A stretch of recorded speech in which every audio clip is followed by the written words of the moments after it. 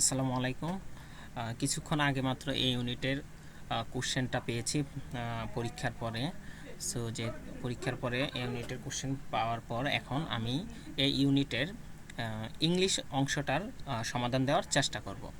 So প্রথমে হলো A number এক নাম্বার দেওয়া আছে যে dash his alert and vigilant process. এটা হলো গাজীপীরের অংশ থেকে আসছে, আমাদের যে ইন্টারমিডিয়েটের যে ইংলিশ বইটা গাজীপুরের অংশ থেকে। সো এখানে বোঝাচ্ছে, কারণ বোঝাচ্ছে, দেখেন his alert and vigilant presence, অর্থাৎ তার উপস্থিত পেয়ে আমরা জানি যে যখন গাজীপুরে উপস্থিত পেয়ে তো সকল প্রকার প্রাণীগুলো ভয় পেয়ে কী হয়তো যেত, তারা একটা নির্দিষ্ট স্থানে চলে যেত। সো আমরা যেহেতু এখানে কারণ বুঝেছি, আমরা বিকজ অফ ব্যবহার করবো। আমরা জানি যে কারণ বোঝালে বিকজ অফ ব্যবহার করতে হয়। সো প্রথমের আনসার হবে ডি। চলুন এবার 2 নাম্বারটা দেখা যাক। 2 নাম্বারটা হলো ইফ আই হ্যাড এ কার। আমরা যেহেতু ইফ দেখতে পাচ্ছি, এর মানে এটা কন্ডিশনাল সেন্টেন্স। সো এটা কোন কন্ডিশনে পড়ছে? এটা সেকেন্ড কন্ডিশনে পড়ছে। কীভাবে সেকেন্ড কন্ডিশনে পড়ছে দেখুন, এখানে হ্যাড রয়েছে। আমরা জানি হ্যাড থাকা মানে সেটা সেকেন্ড কন্ডিশন। সো আমরা জানি সেকেন্ড কন্ডিশনে পরবর্তী বাক্যে, অর্থাৎ পরবর্তী বাক্যে আমরা কি বসাই? Would plus V one. এখন দেখতে হবে পুরো বাক্যের মধ্যে অপশনের মধ্যে কোথায় উড প্লাস বি ওয়ান এসে, এখানে নেই। এখানে would plus V one plus V three, এটা থার্ড কন্ডিশনে চলে যায়। সো এটা হবে না, এটা সি নাম্বারটা হবে না। So would plus V one একমাত্র ডিতে আছে। সো সঠিক উত্তর হবে ডি। এবার আসুন 3 নাম্বারটা দেখি। Complete the sentence with the most appropriate option below. So এখানে দেওয়া আছে the organization helps dash elderly.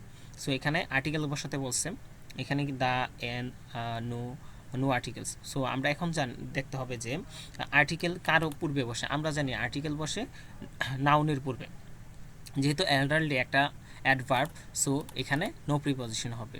So সঠিক উত্তর হলো D. 4 number, do you get dash well dash you sister. So আমরা গেট অন মানে হলো গেট অন, এখানে হবে বি নাম্বারটা। সঠিক উত্তর হলো এখানে বি। ওকে, 5 নাম্বার আসি, যে don't make so much noise Shibli dash to study for his admission test. এখানে সঠিক উত্তর হবে ডি, কারণ এখানে বোঝাচ্ছে হলো যে সে চেষ্টা করতেছে। সো এটা কন্টিনিউয়াস টেন্সে যাবে।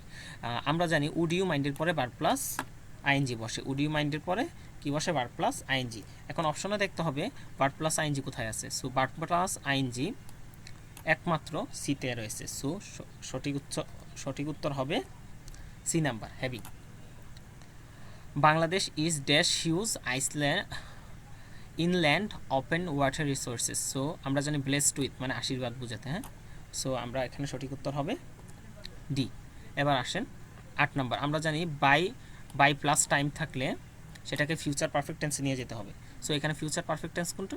বি নাম্বার রয়েছে। সো যেহেতু বি নাম্বারটা ফিউচার পারফেক্ট টেন্স, সঠিক উত্তর হবে বি। তার মানে সঠিক উত্তর হলো বি।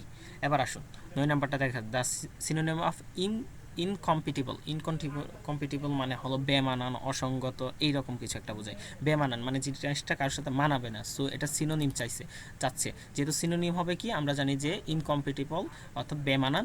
সো এটা সিনোনিম হবে আনসুইটেবল, মানে হলো এটা সামঞ্জস্যপূর্ণ না বা সঙ্গতিপূর্ণ নয়, এইরকম। If you are sceptical you dash dash, মানে স্কেপটিক্যাল হলো সন্দেহবাদী বা সন্দেহবাদী। সো ডাউটফুল, সঠিক অর্থ হবে, অর্থাৎ এটা সঠিক আনসার হবে ডাউটফুল। ওকে, নেক্সট দেখা যাক।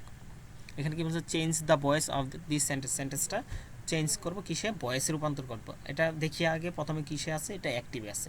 সো যেহেতু অ্যাক্টিভে আছে, আমরা এটাকে প্যাসিভে নিব।